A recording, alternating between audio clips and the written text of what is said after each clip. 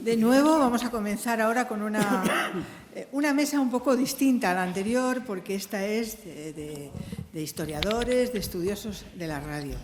Y en ella vamos a analizar los orígenes de la radio en Málaga. Bueno, tenemos en pantalla a Juan Tomás Luengo Benedicto, que os lo presento. Profesor asociado de Periodismo de la UMA desde 2009. Licenciado en Ciencias de la Información por la Universidad de Navarra. Licenciado en Derecho por la UNED. Doctor en Comunicación por la UMA por la tesis Evolución de la oferta radiofónica local en España, el caso de Radio Juventud de Málaga. También ha estudiado el caso de Radio Nacional. Ha ejercido como periodista vinculado especialmente a la vida académica también. Ha dirigido medios como la cadena COPE en Vitoria, Onda Cero en Navarra, Cadena SER en Calatayud, Localia Televisión en Málaga, Cadena SER en Zaragoza. Fue director gerente de Torremolinos Televisión. Ha trabajado como redactor de Diario de Navarra, redactor jefe de Radio Popular de Pamplona, corresponsal de EFE en Pamplona, redactor en La Tribuna en Torremolinos. En la docencia está aquí como profesor de la Facultad de Ciencias de la Comunicación y está especializado en periodismo audiovisual y yo creo que tiene un currículum suficiente como para que nos ilustre sobre lo que ha estudiado. Pero antes de empezar con él, voy a seguir presentando a la mesa. Tengo a mi derecha a Paco García, Francisco García Muñoz, doctor en Periodismo por la Facultad de Comunicación de la UMA, licenciado en Periodismo en la Universidad Complutense de Madrid.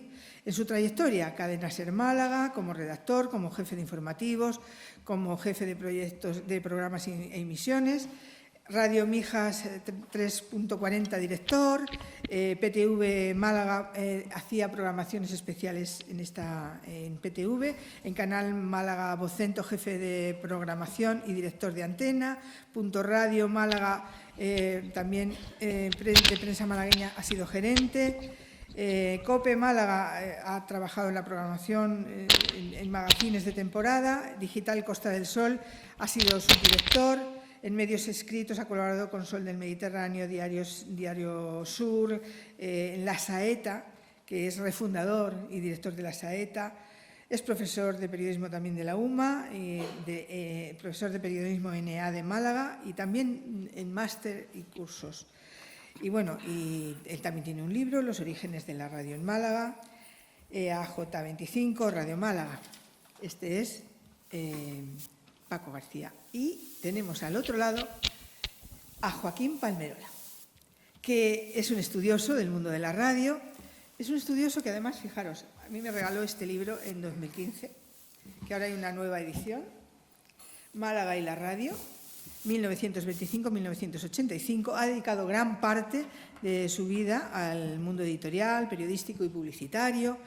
Comenzó en 1966 como corresponsal en Andalucía de Publicidad Eje, creo, ¿no? Sí. Eso. Y en la revista RB, al tiempo intervenía en las estrategias comerciales de Plaza Janes y Planeta, es decir, un mundo muy ligado con la publicidad. En el mundo del periodismo ha colaborado con Diario Sur, La Gaceta de Málaga, El Diario de la Costa del Sol. Y ha hecho un exhaustivo trabajo de investigación en su libro Málaga y la radio, que ahora se ha vuelto a editar. Es un libro que nos ayuda a comprender cómo la radio condiciona la vida colectiva, la vida de las ciudades, la vida en general de las sociedades, ¿no? Estudia desde la Málaga de la mitad del pasado siglo y además va marcando dentro del libro los acontecimientos que son los más importantes de cada época. Y para mí una cosa muy importante es que se fija en los personajes, se fija en los personajes que van a la radio y en los personajes que hacen radio. Es decir, cómo la radio traslada a la sociedad todo lo que va ocurriendo a través de las personas que cuentan la vida, ¿no? Eso me parece importantísimo, porque además él abarca todo tipo de radio, es decir, desde del principio, Radio Nacional, Radio Juventud, la COPE, hasta luego la cadena SER. En fin, todo lo que va surgiendo está en su punto de mira. Creo que es muy importante esta labor que él ha hecho, porque de verdad nos deja la vida de los personajes ahí en un libro es una vida de personas que han entrado, como os decía antes, en las casas a través de su voz y que la gente las reconocía ampliamente porque formaban parte de su vida cotidiana. Así que yo creo que haciendo esa presentación vamos a empezar, si os parece, por Juan Tomás Luengo, que está por ahí arriba, y que, bueno, él ha investigado mucho sobre Radio Juventud y también sobre Radio Nacional. Empieza por donde quieras, Juan Tomás. ¿Qué te parece si empiezas por Radio Juventud? Sí, bueno, buenos días a todos. Buenos días. Encantado de participar en este evento que forma parte dentro del centenario de la Radio Málaga, que bueno, es una fecha simbólica y muy bonita, porque lo bonito que tiene es que estos 100 años de radio no son de ninguna emisora, por así decirlo, de alguna cadena que exista ahora, porque la primera radio, que luego supongo que Paco hablará más en extensión, como fue EAJ 25, fue una emisora que desapareció a los 9 meses, duró muy poco. Luego otra emisora que también Paco ha estudiado, como fue EAJ9, que también desapareció, que se convirtió posteriormente en Radio Nacional de España. Y yo mi primera investigación, yo primero tengo que decir que soy un poco un intruso en esta, porque yo soy de Pamplona, pero bueno, recalé en Málaga y cuando estuve en la universidad pues me di cuenta que había un déficit, una carencia de estudios de investigación sobre la radio histórica en Málaga. Había pequeños trabajos, y bueno, un gran trabajo, por ejemplo, de Antonio Checa, pero que la radio malagueña, pues bueno, daba pinceladas, pero faltaba profundizarlo, lógicamente, porque el estudio de Antonio Checa es sobre todo la radio de Andalucía. Es un gran trabajo de Antonio Checa que nos sirve de guía a todos los que después hemos ido a estudiar la historia de la radio en la ciudad malagueña. Pero como digo, un poco intruso porque yo no conocía Málaga y, sin embargo, el estudio de Radio Juventud me sirvió para conocer en profundidad la historia de Málaga desde los años 40 hasta nuestros días. Porque a la vez que estudiaba lo que fue esa emisora Radio Juventud, sus orígenes, pues fui conociendo la vida de los malagueños durante esos años. Radio Juventud realmente fue un fenómeno sociológico de primer orden. Yo no quiero menospreciar otras emisoras que hubo a la vez, como fueron Radio Nacional o posteriormente como fue Radio Popular o como las que pueda haber incluso en la actualidad. Pero Radio Juventud fue un fenómeno realmente sorprendente, primero porque fue una escuela de radio. Entonces no existían facultades de comunicación, ni de periodismo, ni por supuesto de radio. Entonces las escuelas que creó el Frente de Juventudes fueron el sitio donde se formaban los jóvenes que querían trabajar en la radio, tanto de técnicos, también se formaron grandes técnicos, como locutores. Los periodistas se fueron formando poco a poco, cuando iban hablando, cuando iban haciendo radio. Ten en cuenta que el periodismo en aquella época, en la época de Franco, pues bueno, estaba muy limitado, porque no se podía informar. Solamente existían parte de Radio Nacional, que tenían que conectar todas las emisoras obligatoriamente, y había pequeños informativos locales, pero se limitaban a leer prácticamente las noticias de la prensa. Entonces la información hasta el año 77, la información en libertad no llegó a la radio española.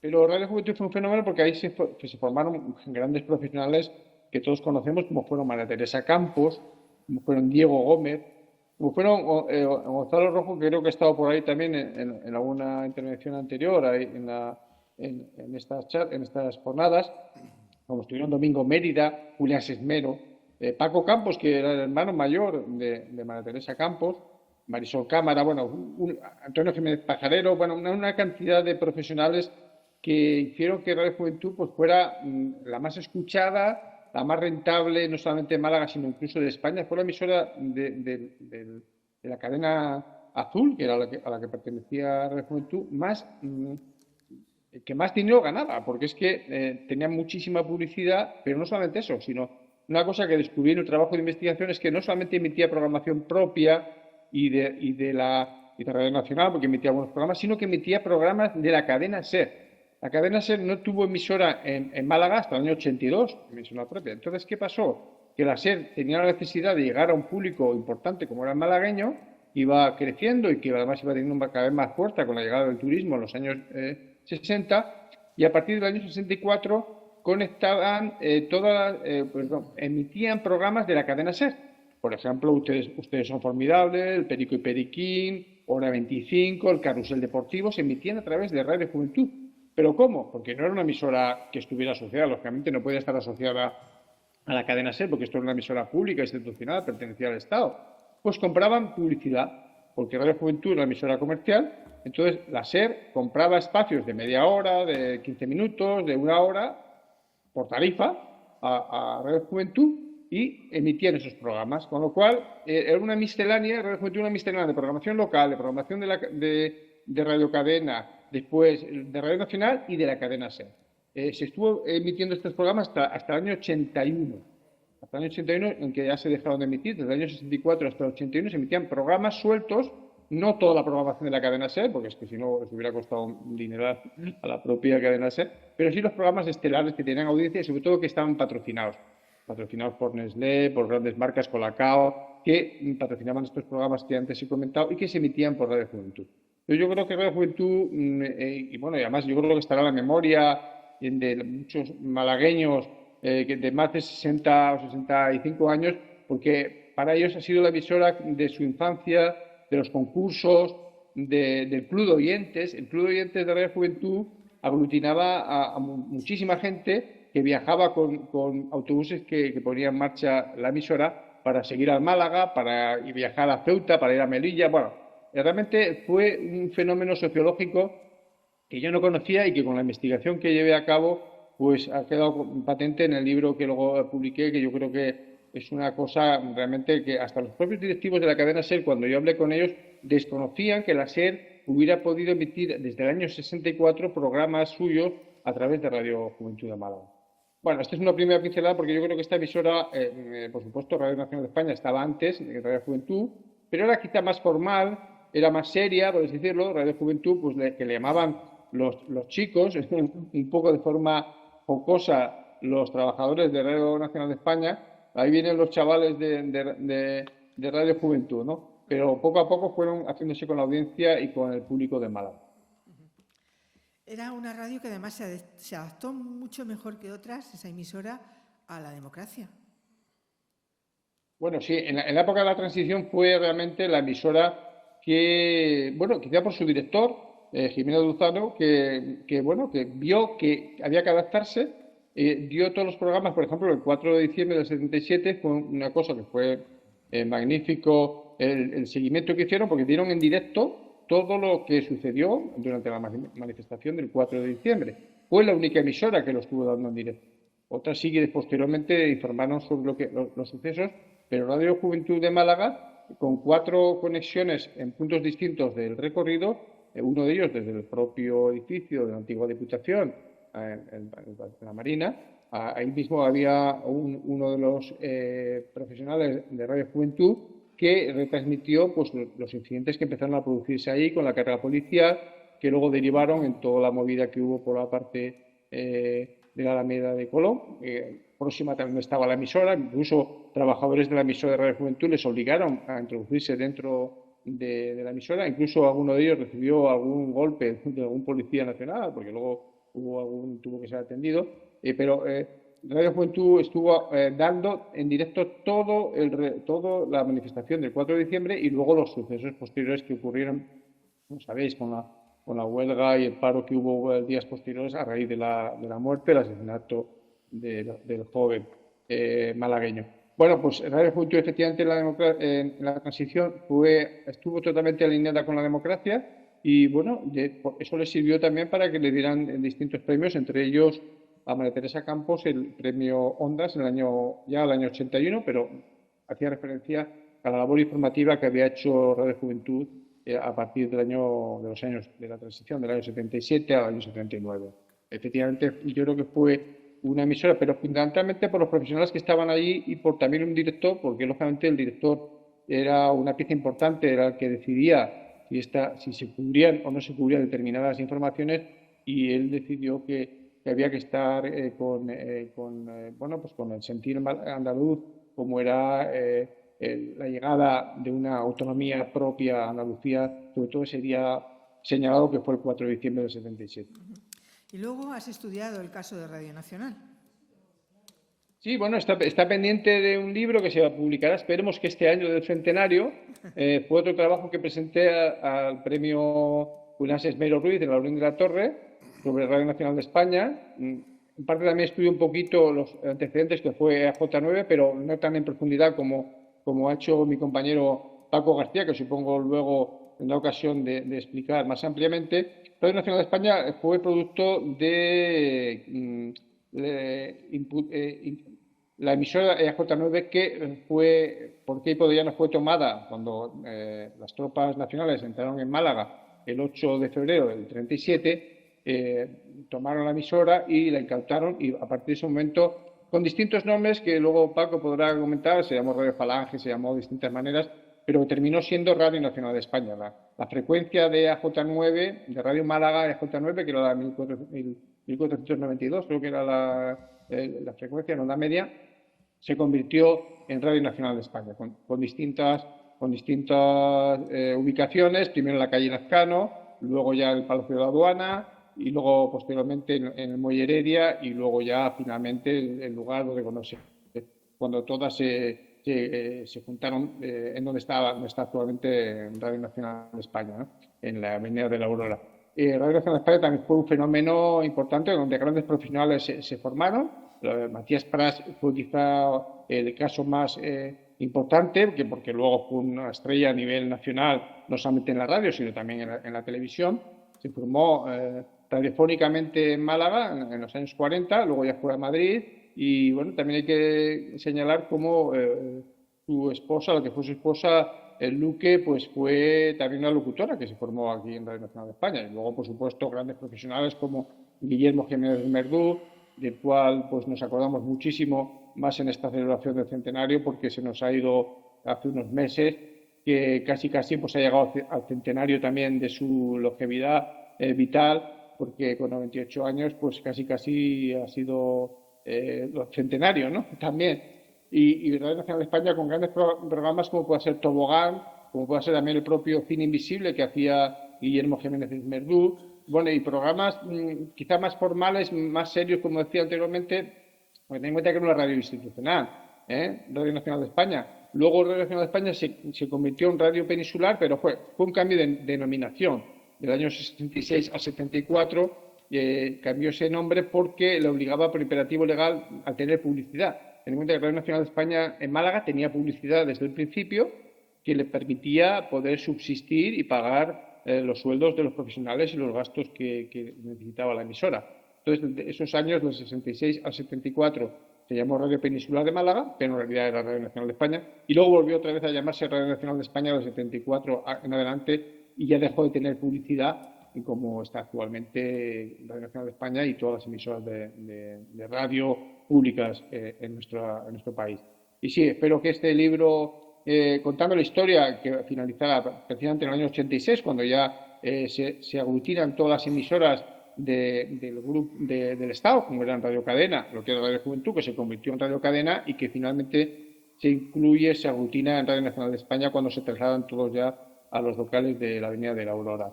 Entonces espero que este libro se pueda publicar, porque el Ayuntamiento de Valladolid así me lo ha dicho antes de que acabe el año. Esperemos que a septiembre, octubre pueda estar para poder adquirirlo, y viene a completar un poco el panorama de emisoras ya concretas del estudio, porque el trabajo que ha hecho, magnífico trabajo de Palmerola, hace una panorámica general de todas las emisoras, pero tanto Paco como yo hemos ido más a profundizar, ¿no?, en en vida de esas emisoras, tanto EAJ25 como EAJ9, como Radio Nacional, como Radio Juventud. Quedarían todavía trabajos por hacer, y ya que estamos en la universidad, un foro académico también, para que los jóvenes estudiantes se animaran, a aquellos jóvenes estudiantes que les guste la radio, que les guste la historia de la radio.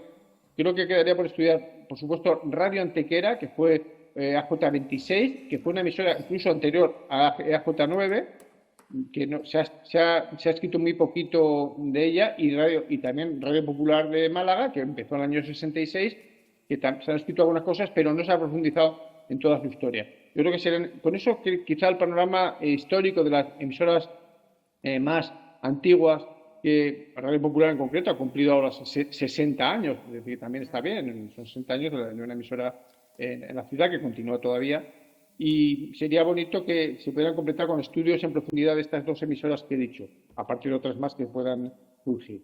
Lanzado el mensaje. Gracias, Juan Tomás. Y Sí, vamos con Joaquín, que lo tengo a mi lado.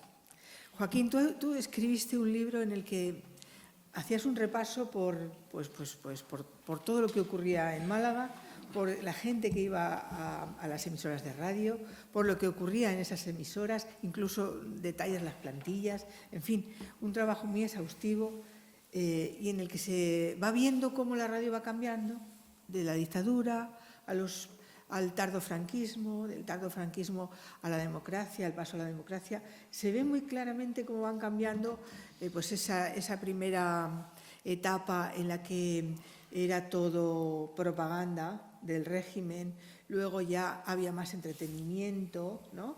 Al principio, luego se pasa a la radio esa que adoctrina religiosamente, que también ocurre, aquellos programas en los que había evangelización, aquellos otros en los que se hacían por beneficencia, para ayudar a la gente que lo pasaba muy mal, y todo eso va transformándose poco a poco. Luego ya surgen los concursos para entretener, las galas musicales. Cuéntanos. Bueno, buenas tardes. Muchas gracias, Teresa, por tu generosidad y toda la empatía que has tenido invitándome a este acto. Gracias también a la Asociación de la Prensa, organizadora de esta jornada, ¿no? Yo soy un niño de radio, como la mayoría de mi generación.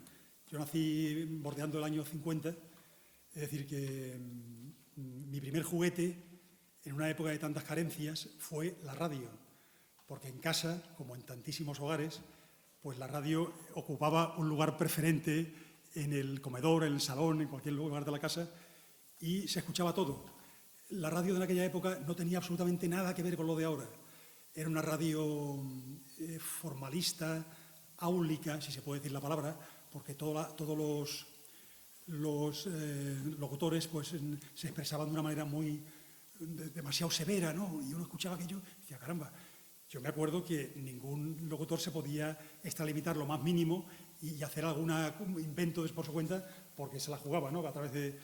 Entonces, era una radio que, la música sinfónica, algo de deporte, mucha copla, por supuesto, y de todas maneras entretenía y era una forma lúdica, pese a todo, para entretener el camino de la existencia, ¿no?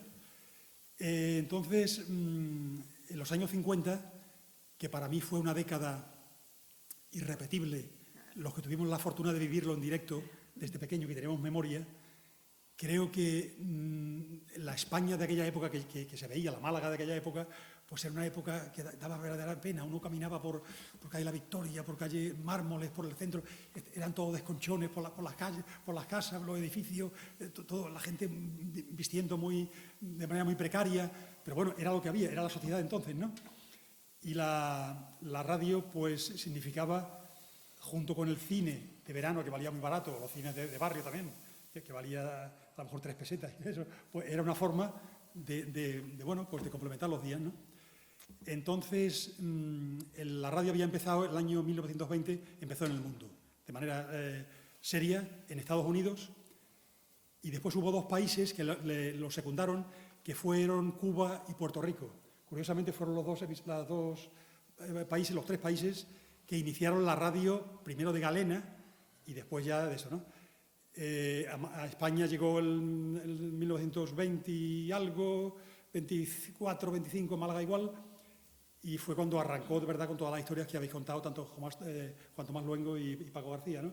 La primera emisora tan importante que tantos quebraderos de cabeza produjo, pero que ya ponía la pica en Flandes de iniciar un proceso que después ha sido verdaderamente espectacular, ¿no?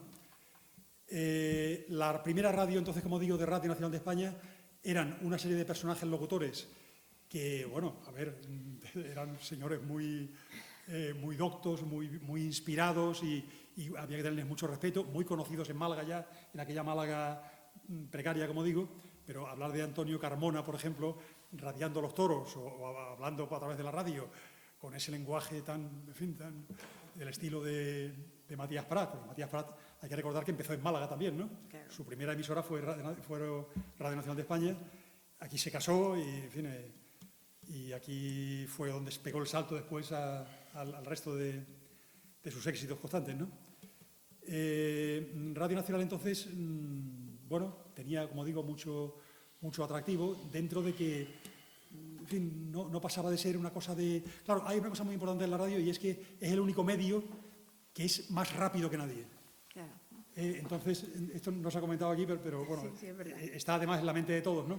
De que una noticia, cualquiera que ocurra, la radio nada más que tiene que hacer así y ya lo sabe todo el mundo. Mientras que el periódico tiene que elaborarlo, la televisión, en fin, ahora ya no, ¿no?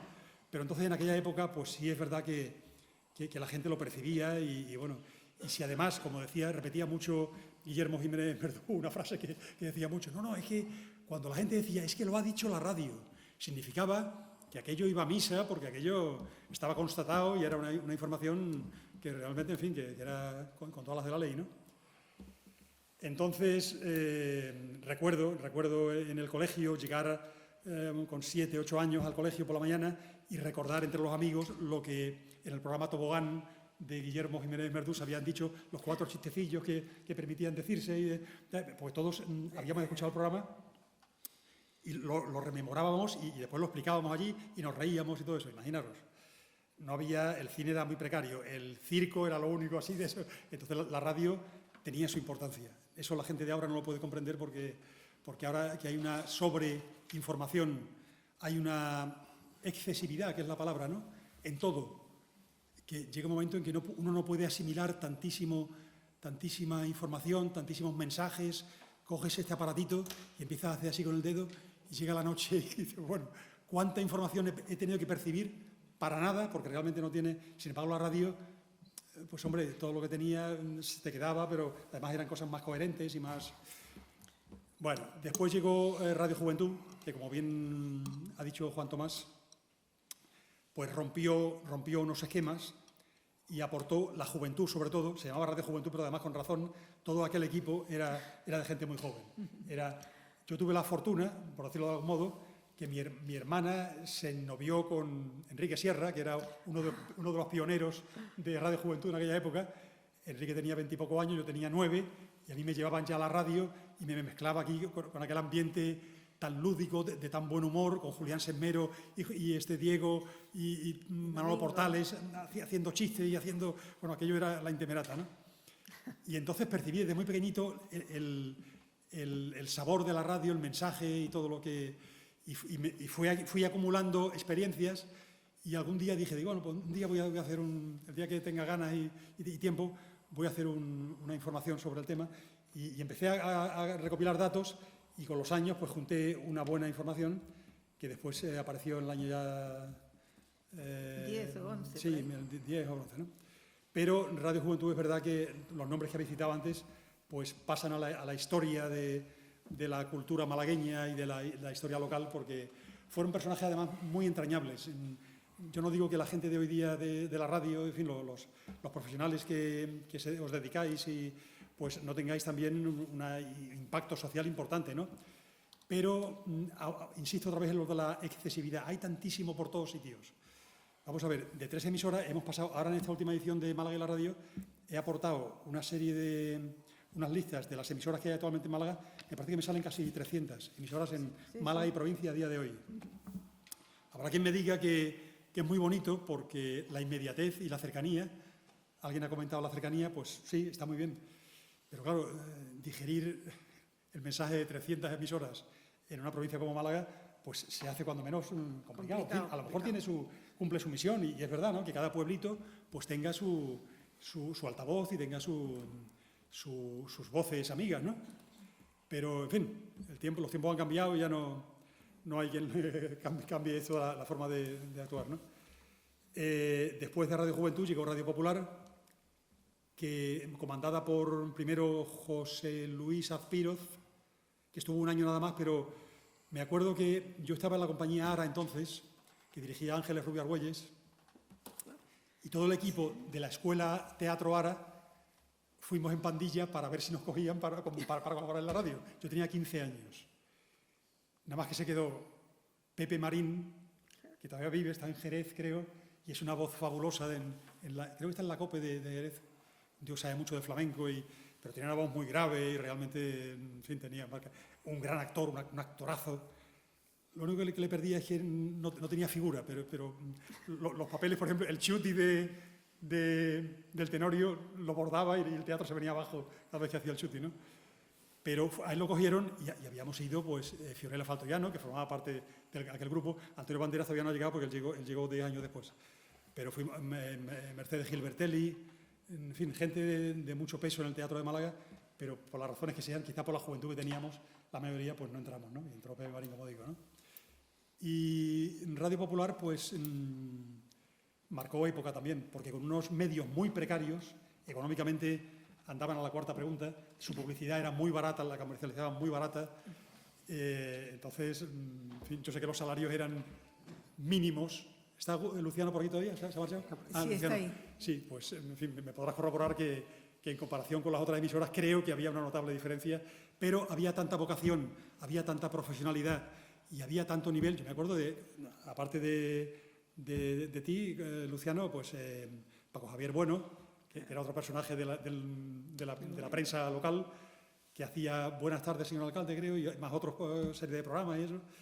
Pues Rosa María Gorrochategui, también. claro. En fin, Manolo Berchán, Antonio Guadamuro, Manolo J, que después estuvimos en el Diario de la Costa del Sol cuando hicieron el periódico. Sí, pero había un personaje también, que quería decir, que no sé si trabajó en alguno de estos emisoras, pero también era un chico muy majo y que tenía una buena voz, y lo que pasa es que no tuvo éxito después, no tuvo suerte, que era Manolo Rodríguez, que acabó en televisión en el programa de canal, de Procono, haciendo Mi querida Málaga. Y fue un programa muy bonito, muy entrañable, ¿no? Donde recogía desde cosas de la Semana Santa hasta, en fin, deportes y programas lúdicos en general, ¿no? Quiero decir que esas tres emisoras, pues, pertenecen a la prehistoria de la radio en Málaga, ¿no? Porque a día de hoy ya, pues, con la llegada de tantísimas cadenas importantes y con su buen hacer, pues el mundo ha cambiado, ¿no?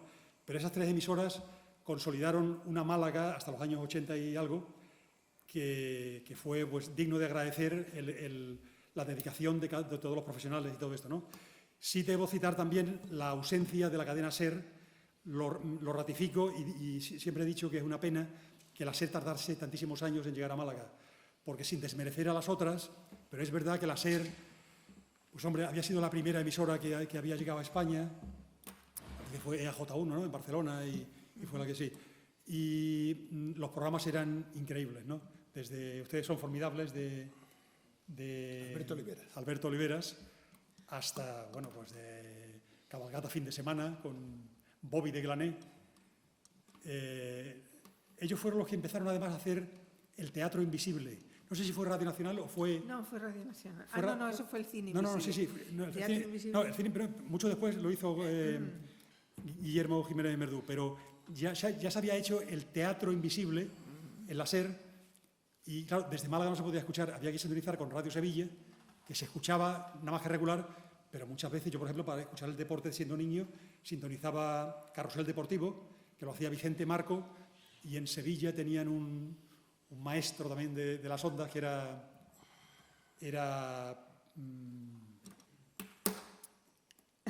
a ver, un momento, hombre. Juan Tribuna, a quien Matías Prats, cada vez que lo nombraba, le decía que debía llamarse Juan Tribuno, por lo bien que hablaba, ¿no? Juan Tribuno. Y bueno, y al final la SER en Málaga se escuchaba muy poco, pero en fin, las cosas buenas que uno quería escuchar las escuchaba, ¿no? Y bueno, poco más, ya a partir de ahí ya empezaron a llegar a otras emisoras y... Tú estudias hasta el año 85, más o menos, en el libro. Sí, porque... En ese primer momento. Cierro el libro además con la emisora de Radio Cártama, Onda 8, de Paco Linares, que es un personaje también a tener en cuenta, por lo menos, hombre, por la vocación y lo mucho que hizo él y Lourdes Rosado. Claro. Y realmente pues fue una jugada de muy mal gusto que le quitaran la emisora, ¿no? Porque llevaba ya muchos años, claro. Había entrevistado a muchísima gente importante de aquella Málaga y tal. Y bueno, y aquí todo sigue. Hay una juventud que aguarda ahora profesionalmente y que yo les deseo pues los máximos éxitos. porque esto es cuestión de vocación. Hay que tomarse cualquier cosa en la vida como una magnífica obsesión si se quiere salir adelante. Es decir, como te lo tomes con medias tintas, regular. Pero si te lo tomas de verdad, pues bueno, quién sabe. Y siempre, como pasa en el fútbol y en los toros y en todos lados, siempre hay muchos que participan y al final llegan 1, 2 o 3, pero hay que intentarlo por lo menos, ¿no? Muy bien. Muchas gracias. Estupendo. Muchas gracias. Bueno, y Paco ha estudiado el inicio de la radio en Málaga. Vamos a empezar por ahí. Paco García. Bueno, gracias lo primero a la Asociación de la Prensa y a la Facultad, dos entidades, dos instancias que me unen muchísimo a lo largo de mi trayectoria profesional.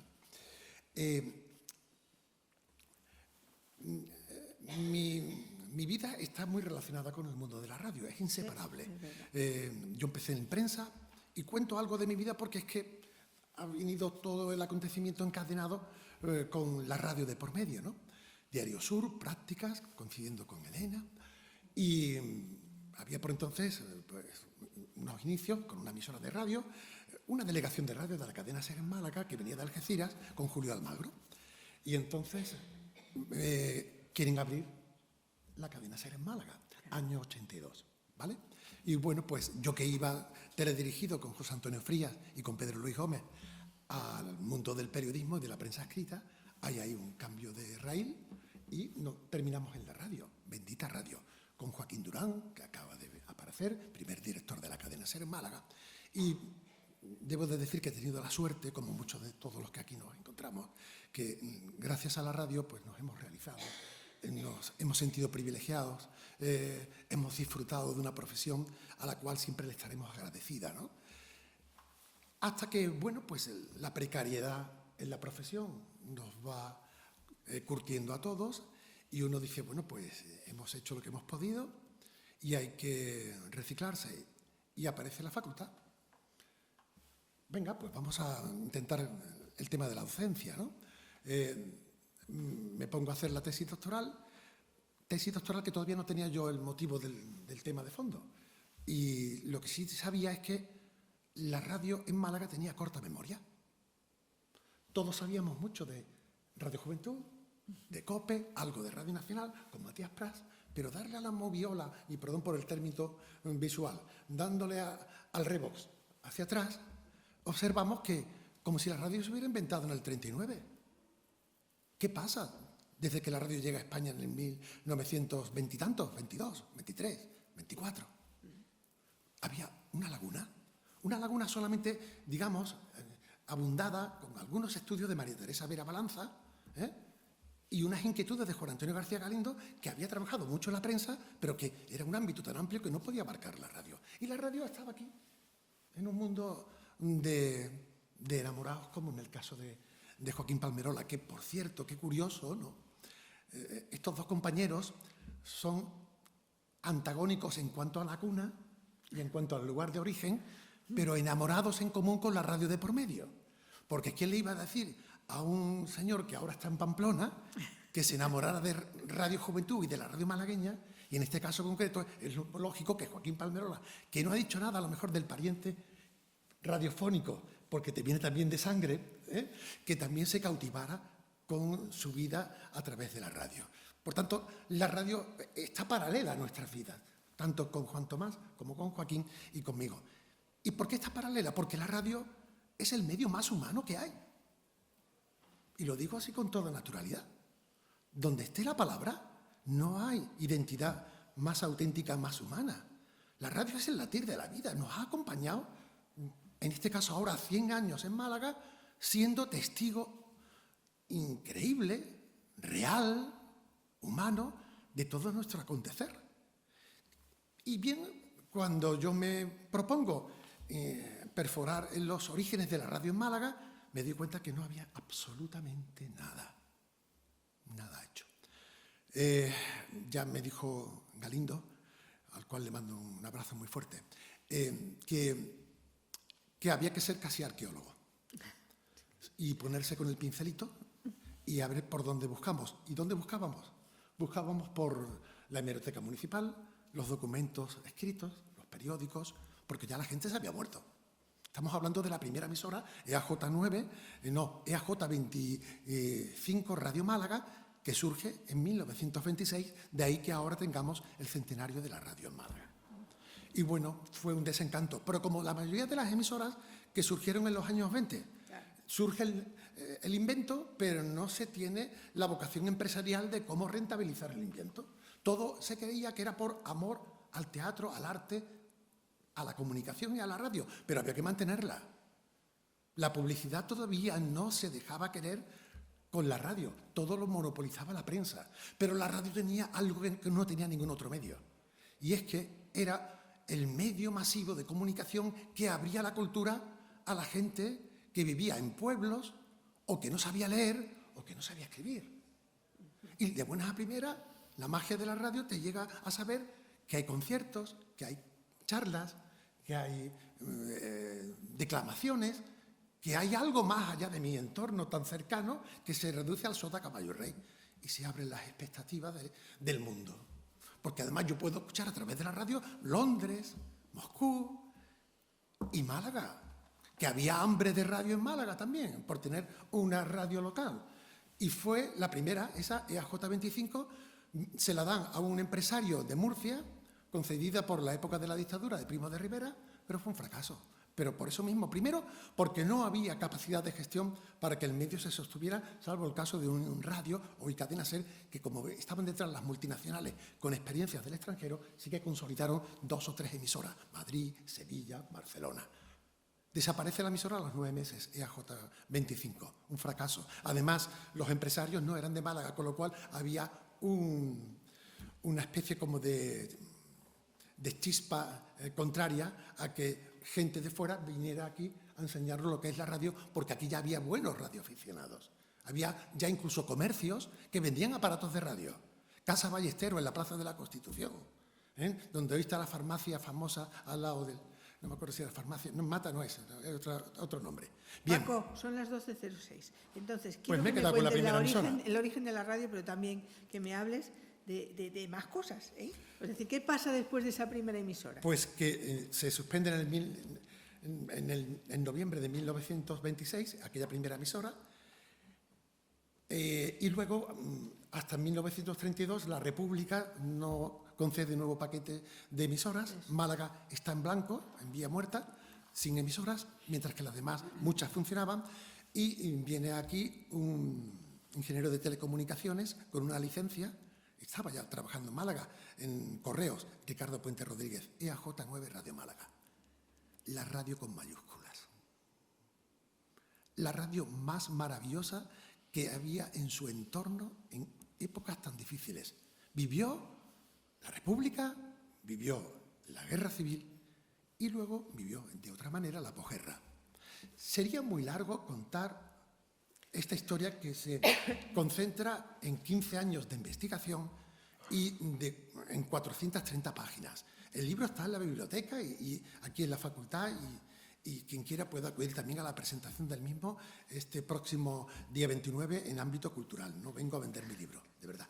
Lo que sí vengo es a decir que la radio en Málaga fue lo que fue a partir del 50, porque antes había mimbres. La radio ya estaba más que perfectamente desarrollada en los años 30 con Ricardo Puente Rodríguez y con locutores maravillosos como Francisco Morales López, fundador de la revista La Saeta, o Porfirio Merdú, el cónsul de México, el Slinder de la Guerra Civil de Málaga, que era el mejor colaborador que tuvo la radio. O incluso gracias a la radio, a EAJ9, sabemos por qué fracasa el 18 de julio el golpe de Estado de los nacionales en la época de la República. Un chivatazo que hubo gracias a un colaborador de la radio que estaba en Idalcable y el día anterior al 18 de julio detecta un cablegrama de Melilla y el que era colaborador de la radio, Antonio Martínez Nieto, se chivata, por decirlo así, y surge un poco el atrincheramiento de las fuerzas republicanas que, digamos, frenaron el 18 de julio. Lamentable freno, ¿por qué? Porque luego pasó lo que pasó.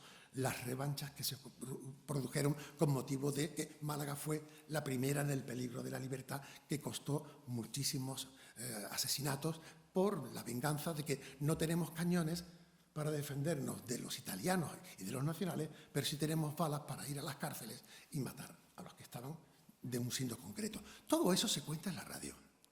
También la desbandada, Artur Koestler, ¿os suena el periodista húngaro? Sí. Bien, pues si a Artur Koestler le hubieran dejado dar un socorro el día 6 de febrero de 1937 a través de la radio, no se hubiera producido la desbandada. Se hubiera producido un escalonamiento. Y él fue, cuando se enteraba que estaban los nacionales muy cerca, ya por Fuengirola, dice, aquí no hay resistencia. ¿Qué hace aquí la población? ¿Y cómo nos están diciendo que los nacionales? Es que estamos hablando de repúblicas, de guerra civil y de posguerra. De ahí el periodo tan importante. Si le hubieran dejado dar ese SOS a través de la radio que estaba en el gobierno civil, no hubiera ocurrido la gravedad que luego pasó con la desbandada. Y, en definitiva, bueno, pues luego llegan los nacionales, Queipo de Llano, que le tenía ganas a EAJ9 Radio Málaga, porque era muy republicana y era muy buena emisora. ¿Y qué hizo? Pues incautó la emisora. Incautación que hoy sigue estando presente. Claro. Hoy Radio Nacional de España es heredera de EAJ9 Radio Málaga. Pero es que la historia está sin terminar. Yo estoy detrás de un guión de cine, lo digo porque a lo mejor pronto conseguimos que se guione. Pero es que el antiguo propietario director de EAJ9, Ricardo Puente Rodríguez, que fue juzgado 2 veces por el mismo delito, rebelión militar, en la época de la llegada de los nacionales a Málaga, fue juzgado 2 veces. El primero, rebelión militar, absuelto. A los 3 meses los falangistas le dicen, pero bueno, ¿cómo a este que era republicano, dueño de la radio, con todo lo que hizo la República, cómo es que ha sido suelto? Le echan cosas feas en su nuevo expediente y lo juzgan de nuevo, condenado a muerte. No se cumple la condena que se ha mantenido en el tiempo. Y si no fuera sido por su hijo Fernando, ya muerto Ricardo Puente, en el 2004 hace un escrito de 7 folios a mano que lo dirige al Tribunal Supremo pidiendo que se anule la segunda condena de su padre, porque no se puede juzgar en ningún país del mundo a una persona 2 veces por el mismo delito. Non bis idem. Y el Supremo, en el 2007, dicta sentencia que anula la condena a muerte que Franco dictó contra Ricardo Puente Rodríguez, aunque no se cumpliera, pero dictada estaba, y anuló dicha condena, siendo hoy día la única condena a muerte anulada de Franco. ¿Qué ocurre? Que si ya no hay condena, aunque esté muerto el propietario, no hay delito porque se han anulado, ¿cómo sigue estando la emisora en manos ajenas? Buena pregunta. Y esta es la historia concentrada de una parte mínima de la radio de Málaga, porque luego la radio de Málaga tuvo lo mejor de lo mejor con unos profesionales en Radio Nacional maravillosos, Matías Prat, Juan Martín Navas, qué decir de Emilia Luque Montijano, la mujer de Matías Prat, que fue la primera o segunda locutora de Málaga, a la cual se le tuvo que haber hecho un homenaje y se nos fue. En fin, hay tanto por homenajear en este año y siempre, que de hecho hay un grupo de enamorados de la radio, con el apoyo de muchas instancias, Asociación de la Prensa, Ayuntamiento, Colegio de Periodistas, Facultad, que si así se permite y se quiere, en octubre haremos una gala de homenaje para la radio de Málaga, tanto a los profesionales, tanto a los oyentes y a Málaga, que tanto supo admirar y tener una radio tan potente. Me quedo corto, pero es lo que puedo decir, y si no, el libro está. Gracias, Paco. Y bueno, nos quedan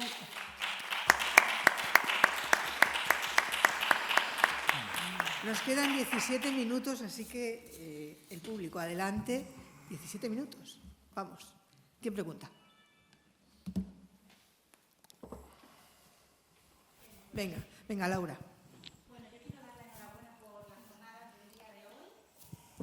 La historia del periodismo, la historia de los periodistas, y muchas veces olvidamos en clase, bueno, ahora no, nosotras no, pero la historia del periodismo, como profesora de historia del periodismo que soy, hemos estudiado mucho las cabeceras, hemos estudiado mucho los programas, pero detrás de cada cabecera, detrás de cada pieza periodística, detrás de cada programa, hay periodistas con nombre y apellidos que han luchado, que han vivido, que han tenido su papel en este mundo de contribuir a esta evolución. Y desde aquí volver a reivindicar la importancia de estudiar y de investigar, porque queda tanto por investigar. Si no investigamos lo que ha ocurrido, no podemos llevarlo esto a la docencia. Es importante investigar para llevarlo a la docencia y que los alumnos conozcan su vida, su presente y su futuro en base a lo que se ha luchado tanto en el pasado, pero dando sobre todo mucho protagonismo a ellos y a ellas, a las mujeres y a los hombres periodistas, porque son ellos los que han construido la historia del periodismo. Así que enhorabuena por la jornada, por poner nombre y apellido a cada una de estas personas que son historia del periodismo. Y nada, que agradecida. Gracias. Muy bien. Lola. Bueno, ahora que ha dicho ella la historia de las mujeres y hombres periodistas que somos, la verdad es que esta es una profesión, y mis compañeros lo saben, completamente vocacional. Hay muchas profesiones que son vocacionales, pero yo creo que la radio es una de ellas y esto es vocacional totalmente. Yo realicé un reportaje para la cadena SER con la historia de la radio en Málaga. Y bueno, tengo voces desde el primer speaker que hubo en AJ9 aquí en Málaga, desde Matías Prat, Rosa Gorrochategui, en fin, oyentes cantando los anuncios. Me fui a Radio Nacional, me llevó meses de investigación y he de decir que a partir, yo ya estaba en la sede, pero eso todavía me hizo amar muchísimo más este medio tan mágico, porque yo siempre lo he definido como que la radio es magia, es imaginación, es creatividad, es algo que solamente las personas, los compañeros y compañeras que han estado trabajando, creo que pueden entender mis palabras, y es totalmente vocacional. Y yo siempre apostaré porque la radio física, la radio en las ondas siga adelante, de verdad. Muchas gracias, Lola. ¿Alguna intervención más? Adelante. Yo simplemente quiero decir una cosa, y es reivindicar una figura que ha estado bastante denostada, aunque todos somos eso, los que hemos hecho radio somos, que es la del locutor. Hubo un momento en los años 70 cuando se produjo la eclosión de la FM, la renovación profunda que se produjo en la radio, evidentemente, en los modelos de radio a partir de los años 80, que la figura del locutor, incluso había gente que en antena decía: yo no soy locutor, yo soy periodista, Vamos a ver, un periodista que está en radio tiene que ser locutor, tiene que saber expresarse por hablar, igual que escribe tiene que saber los rudimentos de lo que es la expresión escrita. Y sin embargo esa palabra se quedó como obviada y anulada. Y yo digo, yo que he ejercido fundamental, y además yo entré a la radio por el periodismo, reivindico yo soy periodista, pero también soy locutor. ¿Por qué? Porque soy el que se pone delante de un micrófono, habla y expresa.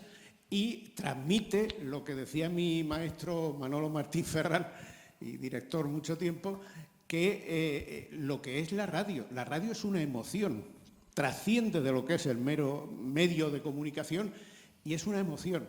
Por eso estoy un poquito en contra de que se metan cámaras en los locutorios de radio, se lo decía usted a algún compañero, porque la magia precisamente es no conocer, es decir, simplemente el oír, el sentir la voz de quien está al otro lado del micrófono, imaginándote su cara, imaginándote lo que está haciendo en ese momento, y a lo mejor lo que está haciendo es preparando allí un comercial con un papel allí, hablando con no sé quién y tal. Pero eso es fundamental. Es decir, creo que hay que reivindicar, ya que Laura lo ha hecho, pues yo voy a reivindicar también la figura del locutor. Además de periodista, somos locutores los que hemos hecho radio.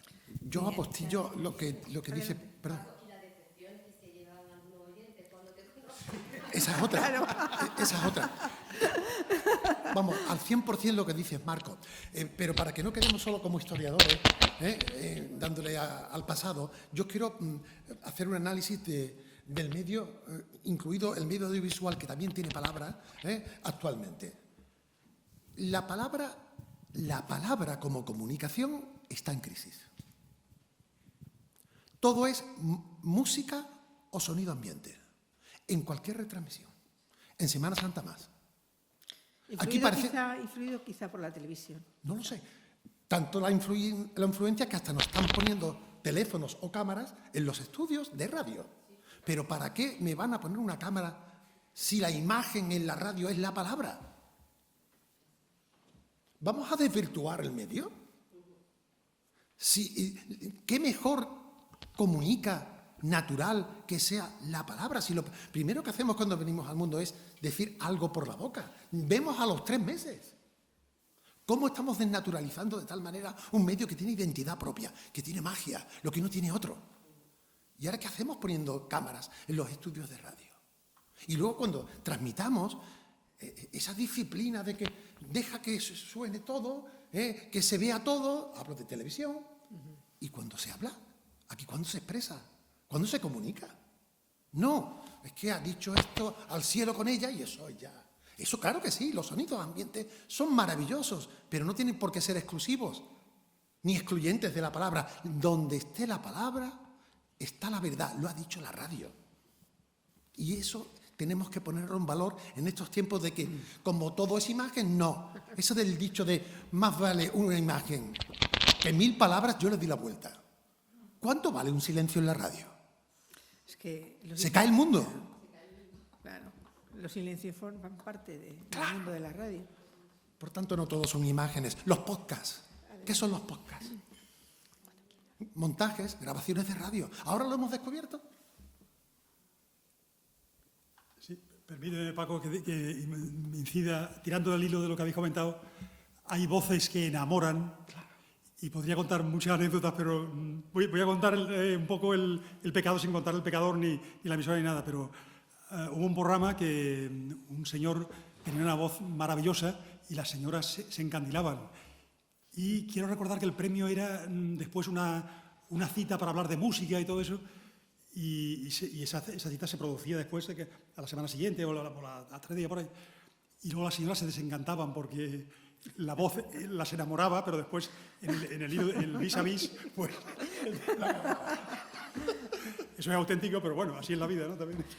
Juan Tomás, cuando quieras intervienes, ¿eh?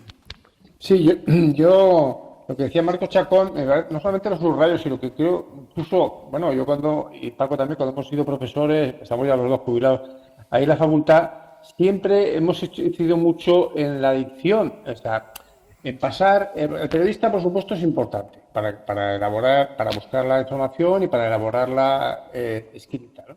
Pero luego hay que contarla, porque la radio no es escrito, es hablado. Entonces, hay que saber hablar en la radio, tener el conocimiento de cómo hacer las pausas, tener una buena dicción, o por lo menos correcta, y vocalizar. Una serie de circunstancias que son las del buen locutor, que parece que se han perdido porque, bueno, hemos pasado siempre, aquí en España pasamos siempre de unos extremos a otros, ¿no? Pasamos que en la época, esta que hemos hablado ahora, de historia de radio Málaga en España, en la que los locutores se primaba más la locución que el contenido, a lo contrario, primaba más el contenido que la locución. Entonces se ha abandonado un poco eso y yo creo que el equilibrio entre ambos elementos es fundamental. Un periodista de radio es locutor y periodista, efectivamente, son las dos cosas, porque si no es un buen locutor, no cuenta bien las cosas, pues es que se pierde. Y muchas veces también pasa esto, ¿no? Una buena... También estoy en contra de las cámaras en los... O sea, no. Parece que no te escuchamos bien. Pues no sé por qué... A ver, si me escucháis mejor ahora, ¿sí? Bueno, digo que, bueno, estaba también en contra de eso, en contra un poco también de eso, de meter cámaras en los estudios de radio, porque son cosas distintas. A mí cuando yo he trabajado lo mismo que Paco también en televisión, y yo tuve un director general de la televisión que decía, no, vosotros hacer radio en colores. Fíjate qué definición hacía, radio en colores cuando trabajaba en televisión. ¿Y qué era la radio en colores? Pues es mucha de la televisión que está haciendo actualmente, que son gente sentada en un estudio que hablan, tertulias, eso es radio, es que no es televisión.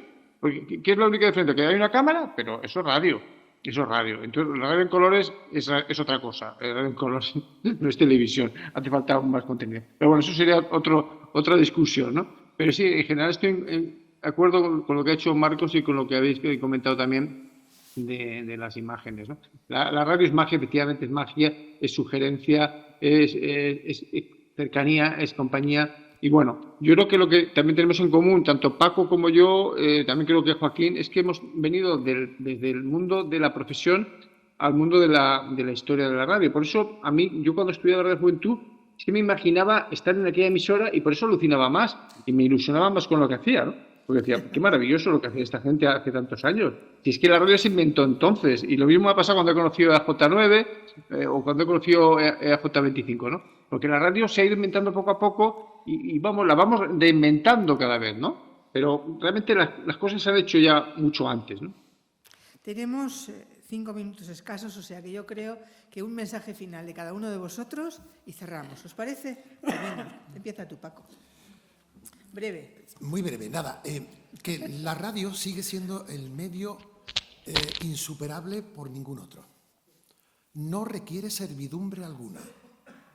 Podemos hacer lo que nos dé la gana, que siempre podrá informarnos, formarnos y entretenernos. Y en situaciones de crisis, llámense inundaciones del 89, ¿se acuerdan? O el apagón, famoso reciente, o incluso ahora la Comunidad Europea que ha dicho en el kit de supervivencia tengamos una radio, no ha dicho una tele, qué curioso, ni un ordenador, ¿verdad? Ha dicho una radio. Sigue siendo el medio más útil y humano que tiene supervivencia y futuro, por mucho que dijeron cuando llegaron las nuevas tecnologías que tenía los días contados. Por tanto, viva la radio y más en estos 100 años de Málaga. Estupendo. Joaquín. Sí, bueno, me ratifico en todo lo que ha dicho Paco y Juan Tomás, ¿no? Hay mucha gente que no escucha radio de todas maneras. No creamos que todo el monte es orégano y que estamos todos pegados a los aparatos todo el día. Pero es verdad que los que tenemos la fortuna de que nos acompañen en nuestras alegrías y nuestras penas y en nuestros insomnios, también tengo que decir ahora a estas alturas de mi vida, qué cosa más terrible, que por lo menos tengo, que le pego a la tecla y me acompaña un poquito en esas horas insufribles que no hay manera de encontrar la paz y la serenidad, ¿no? De forma que radio, radio. Cuanto más, venga, un mensaje final. Bueno, yo después de todo lo que han dicho mis compañeros no me queda mucho más por decir. Estamos celebrando 100 años de la radio en Málaga. Bueno, desgraciadamente no vamos a vivir otros 100 años más porque ya no estaremos para celebrarlo, pero yo creo que es una buena oportunidad este centenario para reivindicar el papel de la radio, el papel que juega y sigue jugando la radio en las sociedades democráticas como herramienta, como vehículo de unión, de informar, de tener a la gente, por supuesto, informada para que pueda elegir libremente de cara a las elecciones, de que lo bueno que tiene la radio es que es más, yo creo que tiene un poco más de libertad que otros medios de comunicación, es más libre a la hora de poder comunicar, al ser más directa tiene ese plus de libertad. Así que viva la radio, como han dicho mis compañeros. Pues viva la radio. Y con esto ponemos punto final. Juan Tomás, Joaquín, Paco, gracias por estar aquí. Estupendo. Hasta pronto. Encantado. Hasta pronto. Adiós.